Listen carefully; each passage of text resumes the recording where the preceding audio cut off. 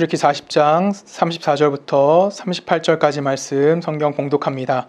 구름이 회막을 덮이고 하나님의 영광이 성막에 충만함에 모세가 회막에 들어갈 수 없으니 이는 구름이 회막 위에 덮이고 여호와의 영광이 성막 위에 충만하였으며 구름이 성막 위에서 떠오를 때에는 이스라엘 자손이 그 모든 행진하는 길에 앞으로 나아갔고 구름이 떠오르지 않을 때에는 떠오르는 날까지 나아가지 아니하였으며 낮에는 여호와의 구름이 성막 위에 있고 밤에는 불이 그 구름 가운데에 있음을 이스라엘의 온 족속이 그 모든 행진하는 길에서 그들의 눈으로 보았더라. 아멘. 함께 기도하십니다. 사랑의 말씀 아버지 감사합니다. 하나님이 우리를 사랑하시고 우리를 복주시기 위하여 오늘 우리가 함께 모여 예배할 수 있게 인도하여 주시니 너무나 감사합니다. 하나님, 우리가 이 예배를 통하여 하나님의 모습을 바라볼 수 있게 하여 주시고 하나님 앞에 예배함을 통하여 또한 우리의 나약함을 드러내는 것이 아닌 하나님의 것을 드러내며 살아갈 수 있는 우리의 삶들이 되어줄 수 있도록 주여 함께하여 주시옵소서. 하나님, 말씀 듣습니다. 하나님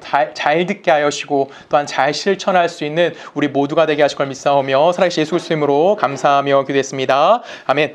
오늘 본문은 이제 출애굽기 마지막입니다. 우리 성경 설교 제목은 성막에 임한 영광이라는 제목으로 갖고 왔고요. 우리가 함께 읽었던 성경 구절에서 우리 하나님의 영광이 그 성막에 충만하였더라라고 시작해서 이제 성막에 임한 하나님의 영광이라는 제목으로 저희가 함께 은혜를 나누고자 합니다. 오늘 본문은 이제 출애굽기에서 우리가 오랫동안 함께 봤던 성경이 어디였냐면 금송아지 사건이었습니다. 금송아지 사건으로 인해서 이제 성막을 건축해야 됐던 그것들이 멈췄었던 일이 발생했습니다. 그리고 나서 성막이 어떻게 되어지냐면 그 건축이 오늘 우리가 읽은 40장을 통해서 완전히 건축이 이루어지게 되고 그 건축이 이제 건축을 끝남을 통해서 출애굽기가 완전하게 마무리되어져 가는 것이 오늘 우리가 읽은 성경의 본문입니다. 근데 우리의 관심사는 어떻게 봐야 되는 거냐면 25장부터 31장까지 하나님께서 성막에 대해서 성막 이렇게 지어야 함에 대해서 이스라엘 백성에게 이야기해 주십니다. 근데 32장부터 어떤 얘기가 등장하냐면 금송아지 사건이 등장하면서 35장까지 성막이 멈추게 됩니다. 그리고 35장부터 40장까지 이제 성막이 어떤 모습으로 완공이 되어졌는지가 성경에서 기록하고 있다는 거예요. 그래서 우리는 어떻게 봐야 되는 거냐면 성막과 성막 사이에 금송아지가 있고 이 성막이 어떻게 완공이 이루어졌는지에 대해서 우리가 그것을 좀 더 집중해서 오늘 성경 말씀을 좀 함께 나눴으면 하는 생각이 있습니다. 우리가 지금 여러 시간에 걸쳐서 금송아지 사건을 좀 많이 살펴봤습니다. 금송아지 사건은 우리가 잘 알다시피 이스라엘의 배도로 인해서 어떤 결과가 받았냐면 하나님이 이스라엘에게 맺어진 그 언약이 완전히 깨어지는 위기에 놓이게 됩니다. 이 언약이 깨어지게 되는 것은 하나님의 무엇이 변하지 않은 거냐면 하나님의 하나님 되심이 변하지 않은 상태였습니다. 그래서 이것을 다시 한번 회복하기 위해서 무엇이 필요했냐면 모세가 먼저 하나님께 무엇을 하면 하나님께 기도하는 장면이 등장했습니다. 하나님, 당신이 하나님이시고 또한 당신은 언약이 신실하신 분이시기 때문에 또한 그것을 거절할 수 없는 분이기 때문에 우리와 맺은 이 언약 당신이 지키셔야 합니다. 우리는 무능력합니다를 모세가 하나님 앞에 기도했고 하나님께서 그 모세의 기도를 들으심을 통해서 어떤 일이 발생하냐면 이스라엘을 완전히 용서해주는 장면이 분명하게 성경을 통해서 우리들에게 이야기해주고 있다는 겁니다. 분명히 이스라엘은 하나님 앞에 잘못합니다. 그들은 하나님께 범죄를 저지르고 우상을 만들어냈습니다. 그럼에도 불구하고 하나님께서 무슨 일을 하시냐면 그들을 용서하셨다라는 것입니다. 우리가 여기서 놓치지 말아야 되는 가장 큰 핵심이 바로 여기에 있는 겁니다. 우리가 출애굽기 전체적으로 쭉 살펴봤을 때 저는 가장 중요하다고 생각하는 것이 바로 무엇이냐면 이 부분이라고 생각합니다. 하나님이 뭐 하시는 겁니까? 전적으로 이스라엘을 용서해 주신다라는 거예요. 분명히 이스라엘이 잘못함을 통해서 하나님의 백성으로서 취급받지 못한 상황에 이르는 상황까지 이루어졌습니다. 그런데 그것을 위해서 분명히 모세가 무엇을 하냐면 모세가 하나님께 회개기도도 하고 또한 이스라엘 백성 전체가 하나님 앞에 회개하는 장면도 등장하게 됩니다. 그런데 정말 중요한 건 뭐냐면 이 모세의 회개기도나 아니면 이스라엘의 회개나 이 모든 것들도 중요한 역할을 감당한 것은 맞습니다. 근데 가장 핵심이 되는 건 무엇이냐면 하나님이 이스라엘 백성을 향해서 무엇을 베풀고 계시냐면은 그들을 용서해주고 계시는 것이 분명히 등장하고 있다는 겁니다. 분명히 이스라엘은 하나님께 버림받아 문제가 발생하지 않은 민족이었어요. 그들은 배도는 분명히 하나님 앞에 저주받아야 마땅했던 모습이었습니다.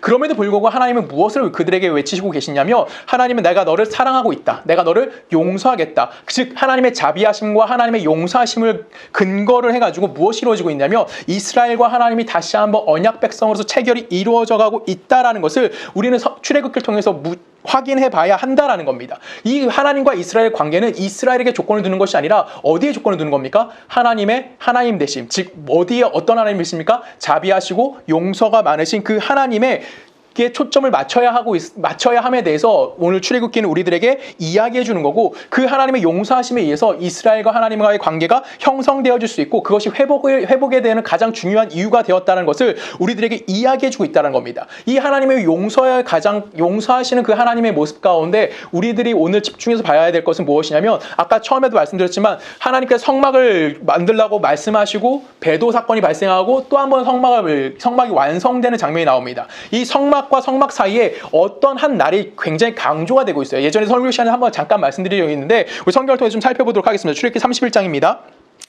30장 12절이에요. 여호와께서 모세에게 말씀하여 이르시되 너는 이스라엘 자손에게 말하여 이르기를 너희는 나의 안식일을 지키라. 이는 나와 너희 사이에 너희 대대의 표징이니 나는 너희를 거룩하게 하는 여호와인 줄 너희가 알게 함이라 라고 이야기합니다. 지금 무슨 날이 등장합니까? 안식일이 등장하고 있어요. 분명히 하나님께서 이스라엘 백성에게 성막을 어떻게 세워야 함에 대해서 설명하신 이후에 무엇이 중요하냐면 안식일이 등장하게 됩니다. 그리고 나서 다시 한번 이스라엘 백성의 배도 이후에, 금송아지 사건 이후에 다시 한번 하나님께서 이스라엘 백성에게 성막을 세우실 것을 명령하실 때 어떤 내용이 등장하냐면, 다시 35장 1절에 보면 이렇게 표현합니다. 모세가 이스라엘 자손을 온 회중을 모으고 그들에게 이르되 여호와께서 너에게 명령하사 행하게 하신 말씀이 이러하니라 라고 말해요. 그리고 무엇이 등장합니까? 엿새 동안 일하고 일곱째 날은 너희를 위한 거룩한 날이니 여호와께 엄숙한 안식일이라. 누구든지 이 날에 일하는 자는 죽일지니 안식일에는 너희의 모든 처소에 불도 피우지 말지니라 라고 합니다. 지금 이스라엘의 실패한 이후에 다시 한번 이스라엘의 성전을 건축하기 전에 하나님께서 무슨 말씀을 하고 계시냐면 이스라엘 백성에게 안식일에 대한 이야기를 하고 있다라는 겁니다.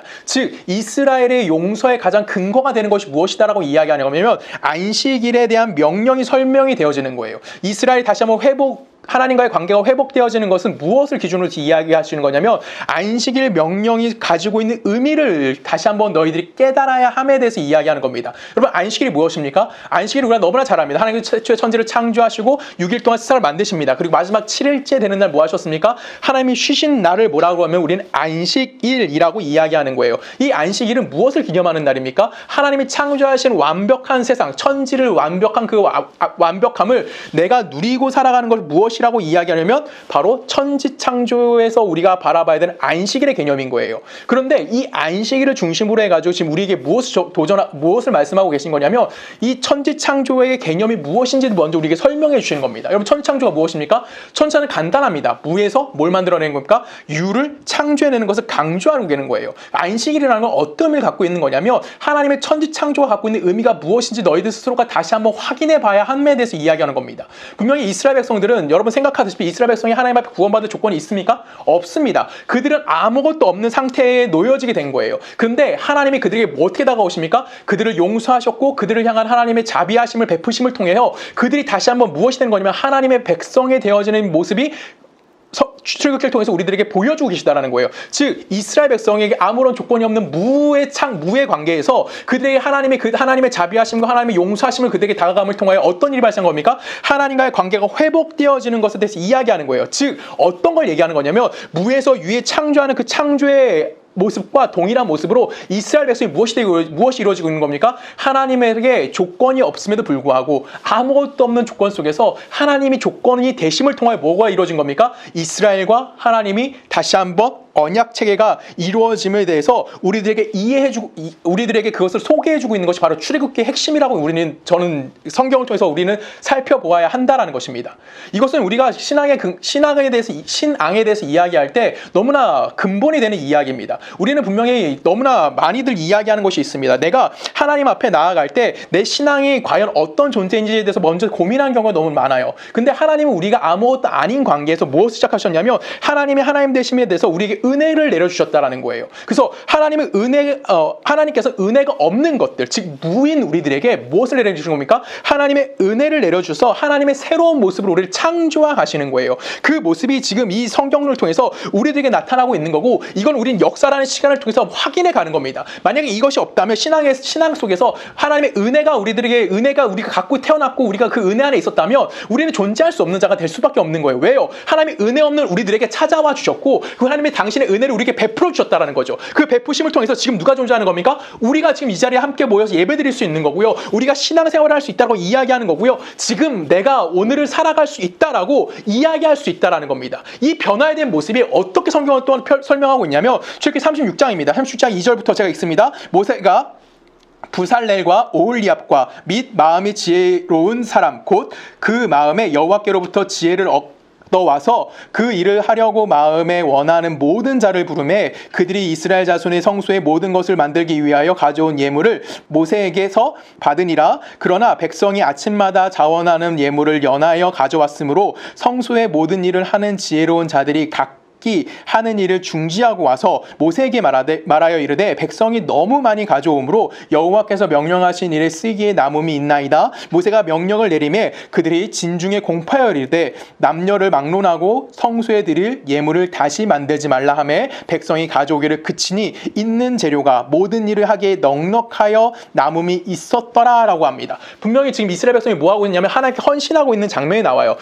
우리가 근데 여기서 생각해야 되는 건 뭐냐면 32장의 금송아지를 만들었을 때 이스라엘 백성이 내놓았던 것과 지금 36장에서 이스라엘 백성이 다시 한번 여호와의 성막을 만들기 위해서 내놓았던 모습이 엄청나게 다른 모습을 우리들에게 보여주고 있다는 거예요. 32장에서 금송아지 만들었던 이스라엘 백성을 지금 36장에 나온 이스라엘 백성과 비교하면 완전히 전혀 다른 민족의 모습을 보여주고 있다는 겁니다. 어떤 정도로 다른 모습을 보여주고 있냐면 지금 이스라엘 백성이 헌신하는 것이 어떻게 헌신하고 있냐면 그들이 넘치도록 하나님께 뭘 하고 있는 겁니까?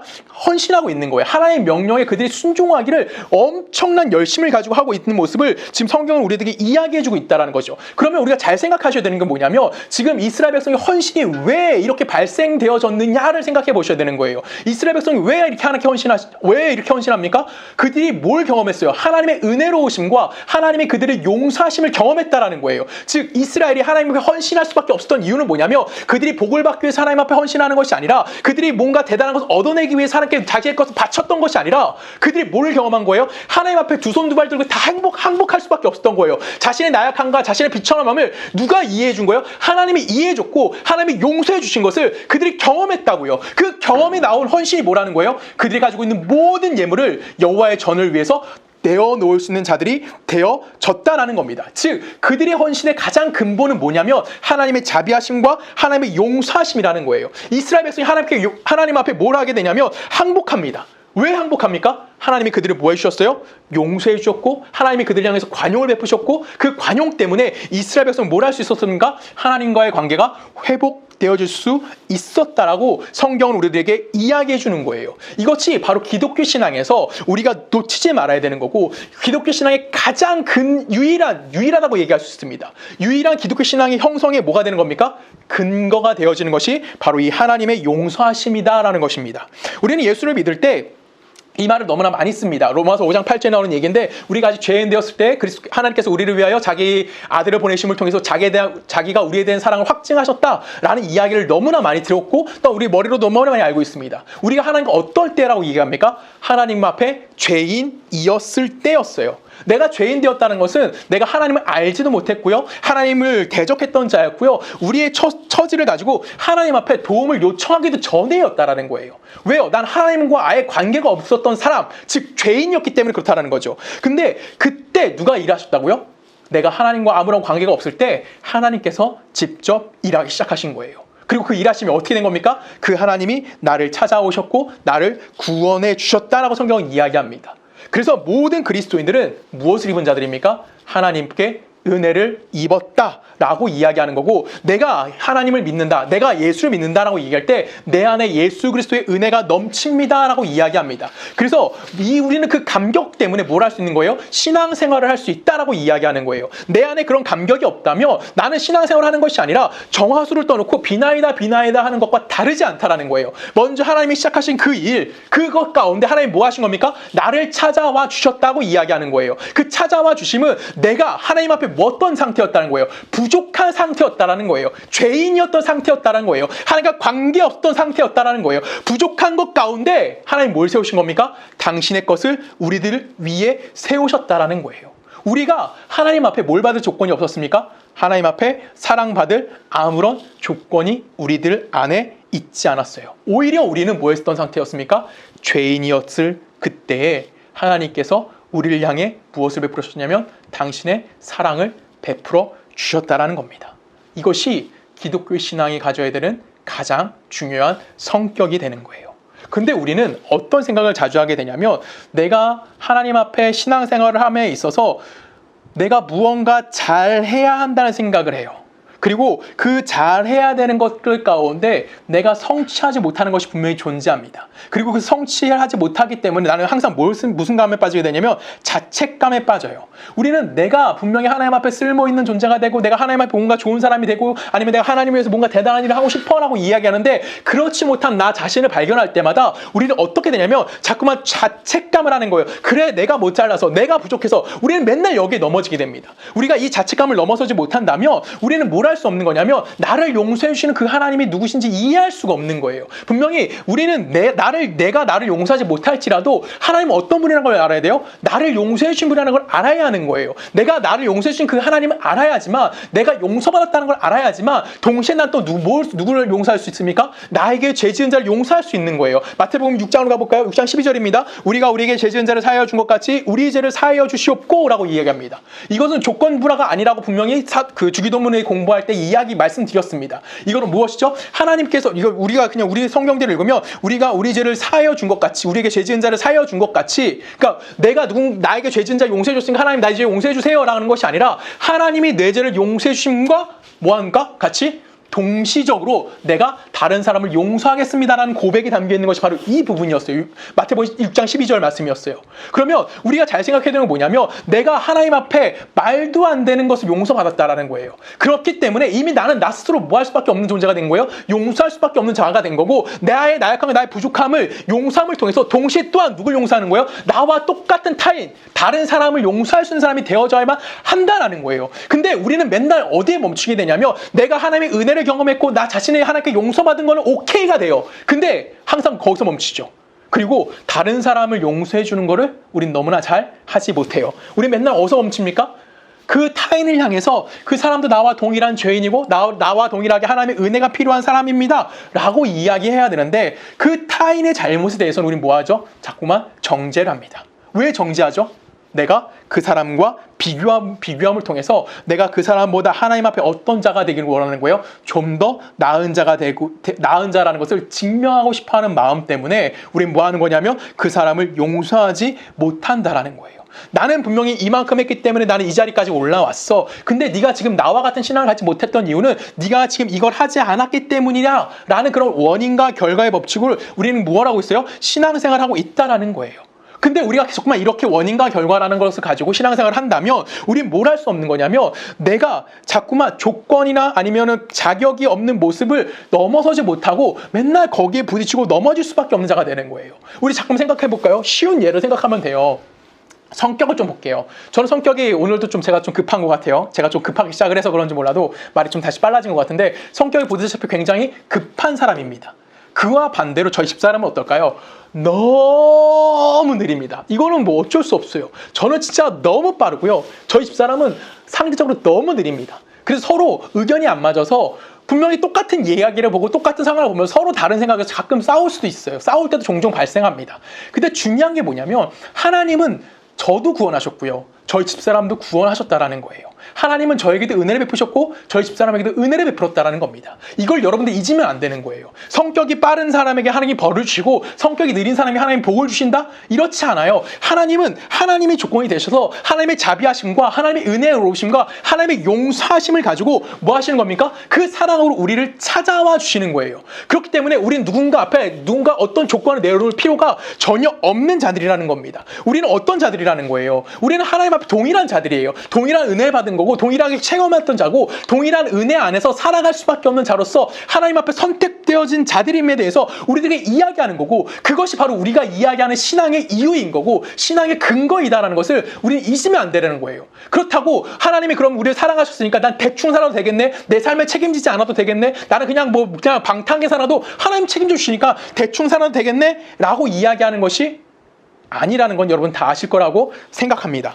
이런 무책임이나 무질서하게 삶을 살아가는 것이 아니라 내가 분명하게 하나님의 은혜와 하나님의 사랑이 무엇인지 알기 때문에 그에 대한 반응이 일어날 수밖에 없다는 거예요. 그 반응이 우리 뭐라고 표현하는 거냐면 봉사라고 표현하는 거고, 그 반응을 또한 다른 말로 뭐라고 표현하는 거냐면 헌신이란 표현을 사용할 수 있다는 겁니다. 내가 하나님이 누구인지 알기 때문에, 여호와 하나님이 나를 어떻게 사랑하시는지 알았고, 또한 그 여호와 하나님이 나를 어떤 상황 가운데 나를 용서해 주신지 완전히 내가 이해했기 때문에 내가 하나님께 항복을 하는 거예요. 하나님, 맞아요. 저는 그럴 수밖에 없는 존재입니다.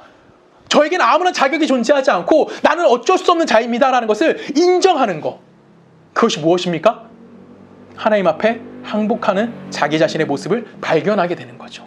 그래서 나는 뭐 하는 거예요? 내가 있는 것을 가지고 하나님 앞에 뭐 하는 겁니까? 내 것을 드리는 것. 내 삶을 하나님께 바치는 것. 그것이 뭡니까? 하나님의 은혜에 대한 반응이다라고 이야기하는 거예요. 그 감격을 가지고 우린 뭐 하는 겁니까? 하나님 앞에 나와 하나님의 명령에 순종하는 삶을 사는 겁니다. 그것이 오늘 본문에 나오는 이스라엘의 헌신의 모습인 거예요. 이스라엘이 성막을 세우기 위해서 넘치도록 이들이 헌신을 합니다. 자신의 모든 것을 다 하나님께 내어놓아요. 근데 그것이 그들에겐 부담스럽지 않습니다. 모세가 그만 갖고 와 할 때까지 그들은 하나님 앞에 헌신해요. 왜요? 그들 안에 하나님의 은혜가 무엇이고 하나님의 용서함이 무엇인지를 그들이 알게 되었기 때문이라는 겁니다. 우리 모두는 이런 하나님의 은혜를 경험한 자들입니다. 이스라엘 역시 하나님의 이런 은혜를 경험했어요. 이스라엘은 처음처럼 생각해볼까요? 처음부터 이스라엘은 하나님의 출애굽이라는 엄청난 은혜를 베푸셨습니다. 홍해를 건넜던 그들이었지만 신의 산 앞에 와서 그들은 금송아지를 만드는 범죄함을 저지르게 됩니다. 이 범죄함을 가지고 분명히 그들은 뭐 할 수밖에 없습니까? 하나님으로부터 끊어질 수밖에 없는, 하나님으로부터 버림받을 수 없는 상황에 다다르게 됩니다. 그런 그들에게 하나님이 뭐 하십니까? 하나님이 그들의 잘잘못을 가지고 그들의 상황을 판단하지 않으시고요. 그들을 용서함을 통해서 그들이 하나님 앞에 항복할 수밖에 없는 상황으로 그들을 이끌어 주셨다라는 거예요. 그런 그들이 하나님 앞에 지금 무엇을 하는 거냐면 성막 건축이라는 엄청난 헌신을 이야기하고 있다는 것을 오늘 성경이 우리들에게 알게 해주시는 겁니다. 기독교 신앙을 가지고 있다고 고백하는 우리 모두들은 성경을 통해서 알아야 될 것이 바로 여기에 있는 거예요. 우리가 성경을 통해서 깨달아야 되는 것은 예수 믿고 구원받는다, 예수 믿고 복받는다, 예수 믿고 잘 살고 잘 먹고 잘 살았다 라고 이야기하는 것이 아니라 내게 조건이 없는 것을 통하여 하나님이 그 자리에 은혜를 베푸셨고 그 자리에서 구원이라는 것을 베푸셨고 내가 하나님 앞에 하나님 대신 인정할 수밖에 없는 자리까지 인도해 주신 것. 그래서 이제는 내가 내 힘과 내 열정을 살아간 것이 아니라 하나님의 은혜 안에 있다는 걸 고백함을 통하여 하나님의 말씀에 뭐 할 수밖에 없는 자가 되는 거예요? 순종할 수밖에 없는 거예요. 왜? 거기에는 더 이상 내 꿈과 내 비전과 내 야망이 남아있을 수가 없기 때문에. 오직 하나님으로 채워진 삶을 살아갈 수밖에 없는 우리들이기 때문에 그렇습니다. 예수 그리스도라는 십자가의 은혜를 경험한 우리들은 어느 누구도 예외인 사람이 아무도 없는 거예요. 우리가 예수를 구주라고 고백하는 모든 사람들은 십자가의 은혜를 동일하게 경험했어요. 하나님 앞에 우리는 어떤 자들이 된 거예요? 부족한 자였다라는 거예요.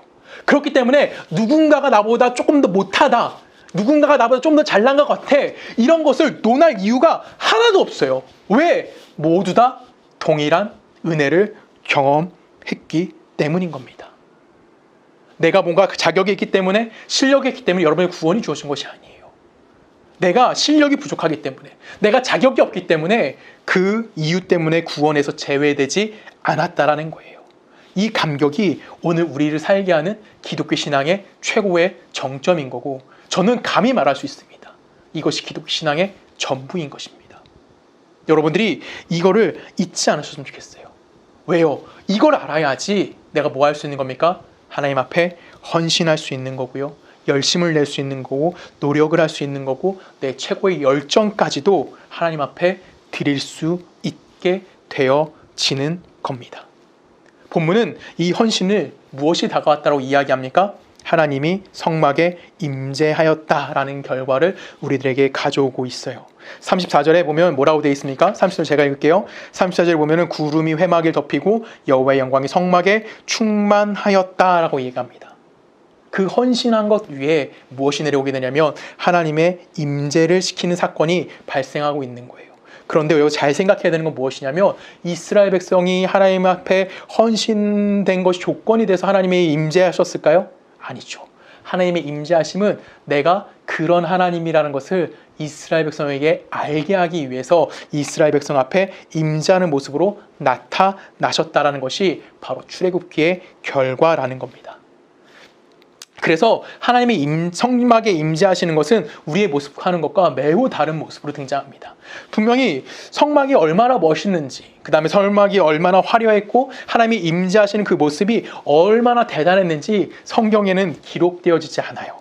분명히 성경에는 엄청난 양의 성막에 관련된 이야기가 기록되어져 있습니다. 출애굽기는 총 40장입니다. 그런데 25장부터 36장까지 성막에 관련된 이야기가 나와요. 그리고 35장부터 40장까지 성막에 관련된 이야기가 나옵니다. 무려 13장이나 성막에 관련된 이야기가 나와요. 40장 중에 13장이 뭐예요? 성막과 관련된 이야기라는 거예요.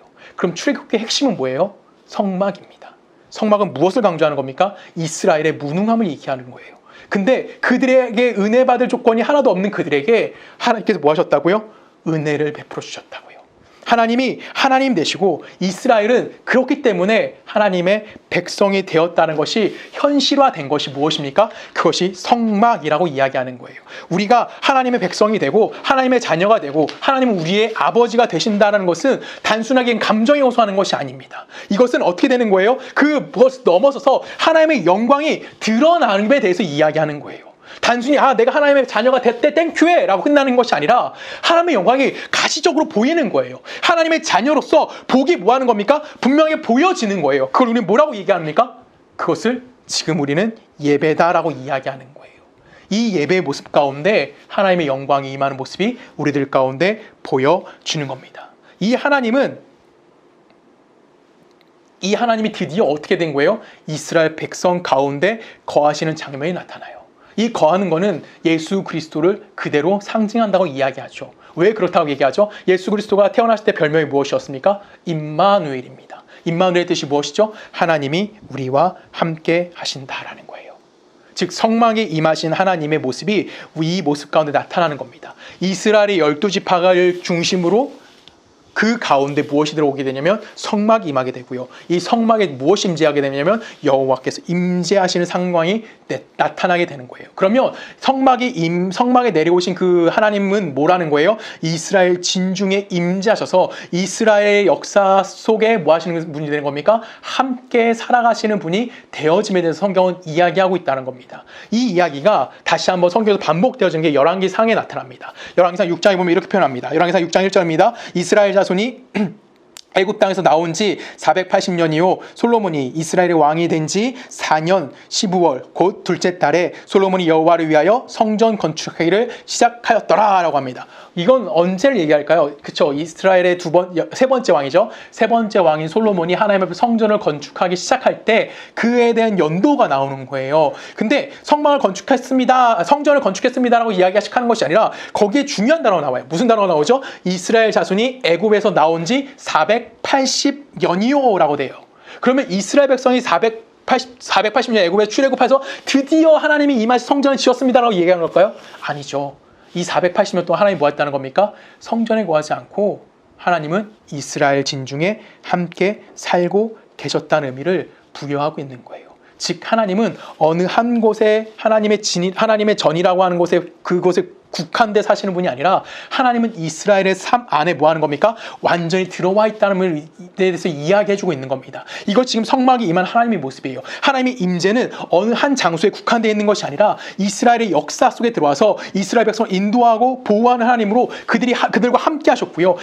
이스라엘의 모든 생애와 그들의 삶의 모든 정황 속에서 이스라엘과 함께 동참하시고 그들을 지키셨고요. 그들을 보호하셨고 그들을 인도하시는 하나님이라는 것을 성경이 우리들에게 이야기해 주는 거예요. 그것이 바로 우리가 기억해야 될 하나님의 모습인 거고, 또한 우리는 그것이 어떻게 된 시대를 살고 있는 겁니까? 그 하나님이 실현된 삶을 살아가고 있는 중인 거예요. 요한복음 1장으로 가봅니다. 요한복음 1장 14절에 보면은 말씀이 육신이 되어 우리 가운데 거하심에 우리가 그의 영광을 보니 아버지 독생자의 영광이요 은혜와 진리가 충만하더라. 요한이 그에 대하여 증언하여 외쳐 이르되 내가 전에 말하기를 내 뒤에 오시는 이가 나보다 앞선 것은 나보다 먼저 계심이라 한 것이 이 사람을 가리킴이라 하리라.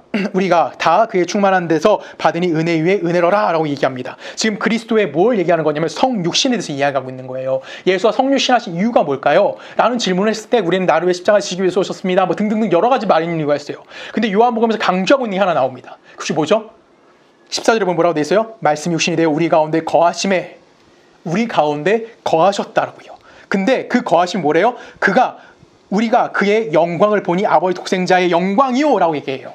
뭐예요? 우리가 보지 못했던 하나님을 우리들 가운데 보여주시는 거예요. 즉 예수의 성육신은 뭘 강조하는 거냐면 하나님이 보이는 모습으로 이 땅 가운데 내려오셔서 인간의 모든 삶의 정황에서 그분이 그걸 다 경험하신 분으로 우리들 가운데 보여주시는 거예요. 그래서 우리로 하여금 하나님께서 목적하시는 그분의 자녀의 존재가 무엇이며 그 삶의 내용이 어때야 되는지에 대해서 우리들에게 예수 그리스도를 통해서 미리 보여주셨다라는 거예요. 그것이 뭐라고 얘기하는 겁니까? 예수 그리스도의 생애의 모든 목적이 되는 거고요. 예수 그리스도가 이 땅에 오셔서 하나님의 형상대로 지음받은 사람이 어떤 건지에 대해서 이야기하는 거예요. 그래서 즉 예수 그리스도의 성육신은 뭘 강조하는 거냐면 인간의 사람의 표준에 대해서 이야기하는 거예요. 사람의 표준이라는 게 뭘까요? 그 14절에 나오는 얘기예요. 14절에 뭐라고 표현됩니까? 말씀 육신이 되어 우리 가운데 거심에 우리가 그의 영광을 뭐한대요? 보니예요.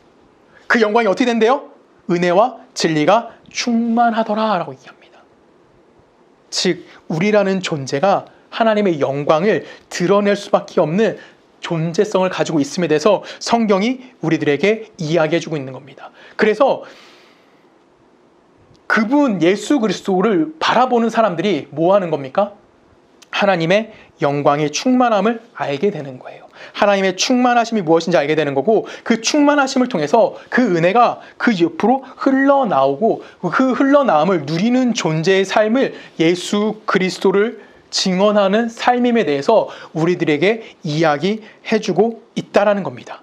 우리는 예수 그리스도로 말미암아 하나님의 어떤 자가 된 거예요? 하나님의 존재성을 가진 자가 된 겁니다. 그래서 우리는 어떻게 된 거냐면 우리의 삶의 모든 면에서 하나님의 영광과 하나님의 충만이 허락되어져 있는 존재들이라고 이야기하는 거예요. 그래서 우리는 누구의 자녀라고 얘기합니까? 하나님의 자녀다라고 이야기하시는 거예요. 구약에서 이스라엘은 하나님 백성이라는 것밖에 안 됐어요. 근데 지금 신약에 와서 우리는 어떻게 된 겁니까? 하나님의 자녀라고 이야기해요. 하나님의 자녀라는 것은 어떤 의미를 갖고 있는 거예요? 부모와 동일한 의미를 갖고 있어요. 부모의 권한을 그대로 누리고 있는 존재가 바로 우리라는 거예요. 근데 우리는 너무나 신앙을 어떻게 판단하냐면 하나님의 존재성을 가지고 있는 나라는 것을 비추지 않고 우리 정말 신앙을 어디로 끌고 가냐면 도덕성이나 윤리성으로 끌고 가요. 아니면 유용성으로 끌고 갑니다. 내가 예수 믿는 자로서 도덕적인 삶을 살고 있는가? 예수 믿는 자로서 내가 좀 윤리적으로 옳은 삶을 살고 있는가? 그렇지 못한 사람을 바라보면 손가락질하면서 저 사람은 예수 믿는 사람은 왜 저렇게 악하게 살지? 예수 믿는 사람은 저렇게 어떻게 음란한 모습을 가지고 살지? 라고 하면서 우리 끊임없이 그 사람을 비판하고 정지하는 경우가 너무나 많아요.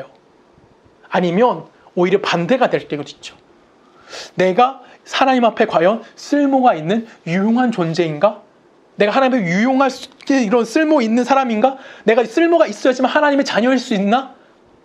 그러면서 그런 고민 가운데 우린 자꾸만 넘어질 수밖에 없습니다. 근데 성경은 분명히 우리들에게 이야기해요. 뭐라고 얘기하냐면 너희들에게 도덕성을 요구하지도 않는다. 너희들에게 윤리성을 요구하지도 않고 너희들에게 유용성을 요구하지도 않고 하나님은 너희의 존재로서 충분하다라고 이야기하는 겁니다. 우리는 하나님 앞에 어떤 존재입니까? 나 자신으로서 충분해요. 그래서 성경은 우리들에게 헌금해라, 기도해라, 말씀 봐라, 뭐해라, 뭐하라 하지 않아요. 너희들의 존재성, 예수 그리스도의 십자가를 지고 나를 따르라 라고 얘기하는 겁니다. 이걸 여러분들이 이해하셔야 되는 거예요. 이것이 바로 뭡니까? 하나님의 자녀됨의 특권을 가지고 있는 우리의 존재라는 거예요. 그래서 여러분들이 삶의 모든 현장이 뭐 할 수밖에 없는 거냐면 밝아질 수밖에 없다라는 겁니다. 왜요? 하나님의 영광이 충만하게 내 삶에서 흘러나오는 거예요. 믿어지십니까? 하나도 안 믿어지시죠? 그게 믿어지면 참 감사한데 우리는 그렇지 못해요. 자꾸만 나의 모습을 뒤돌아보죠. 내가 부족해서 유용성, 내가 타락해서 도덕성. 우리 신앙이 자꾸만 거기 넘어져요. 여러분의 존재를 보지 못해요. 하나님이 여러분을 얼마나 사랑하셨는지, 하나님이 여러분의 조건을 보지 않고 여러분들 용서하셨는지 우린 그걸 바라보지 못하기 때문에 자꾸만 난 뭐 하는 겁니까? 내 삶에서 지치는 거예요. 신앙생활이 힘들다라고 이야기하는 겁니다. 근데 내가 그걸 이해한다면 하나님의 통치가 내 삶의 가득함을 이해한다면, 그것을 인정하고 내가 하나님 앞에 손발 들고 항복한다면 우린 뭐 하는 걸까요? 내 삶에서 일어나는 많은 것들이 실수가 잦아들 수 있는 거예요. 오히려 그 모든 것들 가운데 우린 뭐가 되는 겁니까?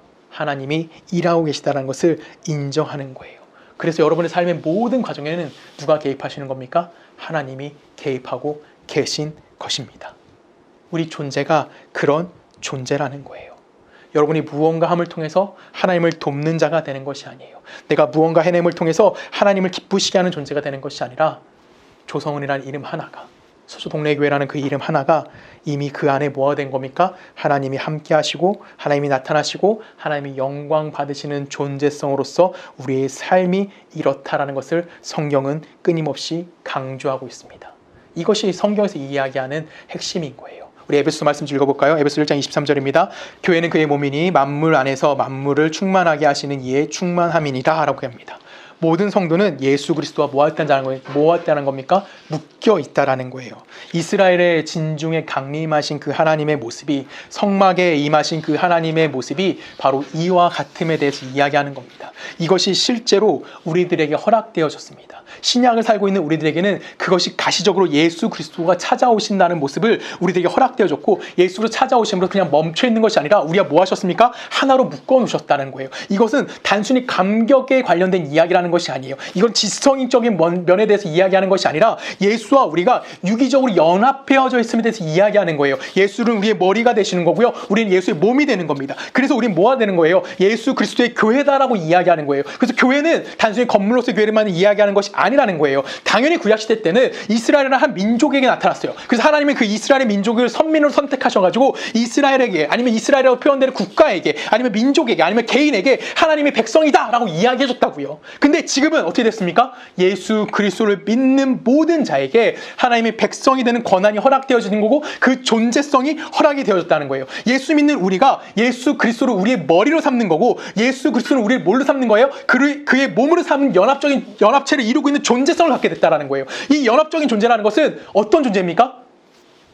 생명을 함께 나누고 있는 존재라는 거예요. 내가 죽으면, 몸이 죽으면 머리가 죽는 거예요.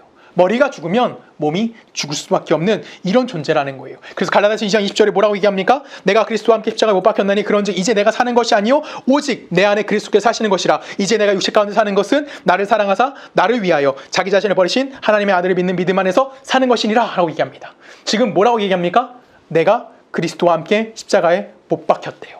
내 안에 그리스도께서 사시는 거래요. 내가 내 힘으로 사는 것이 아니라 그리스도로 사는 거예요. 그리스도와 묶여져 있는 상태, 예수로 충만한 상태, 그것이 약속되어 있고 그 충만함이 우리 안에 가득 들어와 있는 것, 그것이 무엇입니까? 바로 예수 그리스도께서 함께 하시는 우리인 겁니다. 우리가 있는 그곳이 예수가 함께하는 곳이고요, 예수 그리스도의 충만이 드러나도록 의도되어져 있는 거고요, 그것이 실제화되어져 있다라고 성경은 우리들에게 이야기하는 거예요. 이거를 우리는 뭐 하는 자들이 되어야 되는 겁니까? 받아들이는 자들이 되는 거예요. 이게 내가 그리스도인이라는 것을 인정하는 겁니다. 그러면 내 안에 실력이나 아니면 내 삶의 형편이나 그 모든 것들이 중요한 것이 되지 않는다라는 것을 여러분이 이해하실 수 있을 것이라고 생각합니다. 하나님에게 영광 돌리는 것은 무엇을 가지고 영광 돌리는 걸까요? 우리 개인의 존재인 겁니다. 내 실력과 내 능력이 아니라, 내 형편이 아니라 내 개인의 존재가 이미 예수와 묶여있는 존재이기 때문에 이 세상에서 가장 가치를 드러낼 수 있다는 것을 알게 되는 것이 바로 하나님의 자녀로 부름받은 우리들의 모습이라는 것을 여러분들이 꼭 기억하셨으면 좋겠습니다. 그래서 여러분의 형편이 어떠든 간에 하나님은 여러분들 뭐 하십니까? 사용하시는 거예요. 그러면 내 생애에 대해서 당연히 생각하는 것이 달라질 수밖에 없죠. 내가 일하는 삶의 현장과 살고 있는 그 자리와, 그렇죠? 베트남이나 한국이나 직장 그 어디든지 그것은 달라지는 것이 아니에요. 이미 그 자리에는 무엇이 충만한 겁니까? 우리 생애에 가득한 하나님의 영광이 충만한 자들이 되어지는 거예요. 우리가 착각하고 있는 게 하나 있습니다. 예수 그리스도 이 땅에 내려오실 때 내려오셔서 누구에게 영향을 줬죠? 예수가 이 땅에 내려오셔서 사회, 경제, 문화 이런 거에 영향을 주셨나요? 그런 거에 영향을 주지 않으셨습니다. 세례요한이 감옥에서 예수의 모습을 쳐다보면서 너무나 한심해서 예수가 하는 일이 제대로 시켜서 묻습니다. 우리가 기다려야 될 자가 당신입니까? 아니면 우리가 다른 사람을 기다려야 됩니까? 이때 예수님이 이렇게 대답하십니다. 마태복음 11장 4절에 보면은 예수께서 대답하여 이르시되 너희가 가서 듣고 보는 것을 요한에게 알리되 맹인이 보며 못 걷는 사람이 걸으며 나병 환자가 깨끗함을 받으며 못 듣는 자가 들으며 죽은 자가 살아나며 가난한 자에게 복음이 전파된다 하라. 감옥에 갇혀있는 요한에게 예수님이 하신 말씀입니다. 예수님은 목수의 아들로 오셨고요. 죄인들의 친구셨습니다. 예수님은 정치적인 영향을 미치기 위해서, 사회의 어떤 분야에서 뭔가 두각을 드러내기 위해서, 아니면 문화를 발전시키기 위해서 온 지도자로서의 모습을 갖고 있지 않으셨어요. 그런 것은 예수의 생애에 드러나지 않습니다. 근데 예수를 만나는 자가 어떻게 됩니까? 맹인이 보고요. 못 걷는 자가 걷고요. 나병 환자가 깨끗함을 받고 듣지 못하는 자가 듣고 죽었던 자가 살아난다. 예수를 만나는 곳에 어떤 일이 발생하는 겁니까? 하나님의 나라가 임하게 되는 겁니다. 예수님이 오셨던 그곳에서 예수님이 부르시는 모든 사람들이 하나님의 백성이 되는 거고, 지금도 그 나라를 하나님은 하나님의 방법대로 확장시키고 계신 중이라는 거예요. 이것이 출애굽기 사건의 궁극적인 결론인 겁니다. 하나님을 모신 삶, 하나님을 모신 존재, 그것이 출애굽기가 우리들에게 이야기해 주는 겁니다. 여러분은 그런 존재라고요. 그런 용서함을 받은 자고 그런 신앙생활을 하는 자들입니다. 그렇기 때문에 여러분들은 뭘 할 수 있는 거예요? 하나님 앞에 헌신할 수 있는 거고 하나님의 말씀에 순종할 수 있는 자가 되어질 수밖에 없다라고 성경은 우리들에게 이야기하는 겁니다. 그것은 대단한 것을 하는 것이 아닙니다. 여러분의 삶에서 사소한 것에서 어떤 기적이 발생하는 걸까요? 오병이어의 기적이 발생하는 겁니다. 한 알에 썩어진 밀 알에서 엄청난 은혜가 경험할 수 있게 되어지는 삶을 우리가 살아가는 겁니다. 그것이 여러분의 삶에 내려진 하나님의 은혜임을 고백했으면 좋겠고, 그 삶을 여러분이 살 수 있음에 감사할 수 있는 우리 서초 동래교회 모든 성도님 되기를 주님의 이름으로 축복합니다. 함께 기도하십니다. 사랑의 은혜가 많으신 아버지 하나님, 감사합니다. 우리가 아직 죄인 되었을 때 하나님이 우리를 용서하셨고 하나님의 자비하심과 하나님 되심으로 인하여 우리가 하나님의 자녀가 되었음을 잊지 않게 하여 주시옵소서. 하나님, 우리는 끊임없이 내 삶의 조건과 내 삶의 유익이 무엇이며 또한 내가 하나님 앞에 어떤 유용성을 가지고 있는지를 고민합니다. 그것을 가지고 내가 하나님의 나라를 위해 헌신하고자 합니다. 하지만 나의 헌신은 나의 부족함과 나의 무능함을 인정하는 것을 인정해야 한다는 것을 잊지 않게 하여 주시옵소서. 오늘 그 현장에 하나님이 성막 위에 임재하셨습니다. 이스라엘의 무능함과 이스라엘의 나약함, 그 자리 가운데 하나님의 임재하셨고 하나님의 영광이 나타났습니다. 하나님, 우리의 삶에 그 임마누엘 되신 하나님의 은혜가 항상 함께 있음을 고백하며 또한 그 삶을 살아낼 수 있는 우리 모든 성도님들이 되어줄 수 있도록 주여 함께하여 주시옵소서. 지금은 우리 주 예수 그리스도의 은혜와 성부 하나님의 사랑과 성령 하나님의 내주되심이 지금 이 시간 나의 무능력 가운데 임재하신 그 하나님의 은혜와 하나님의 자비하심을 고백하며 또한 그 삶 안에서 하나님의 영광을 드러내는 삶을 살기를 원하는 우리 모든 성도님들의 삶과 그들의 인생과 그들의 가정과 그들의 직장과 그들의 삶과 그들의 나라 위에 지금부터 영원히 함께 하시기를 간절히 축원하옵나이다. 아멘.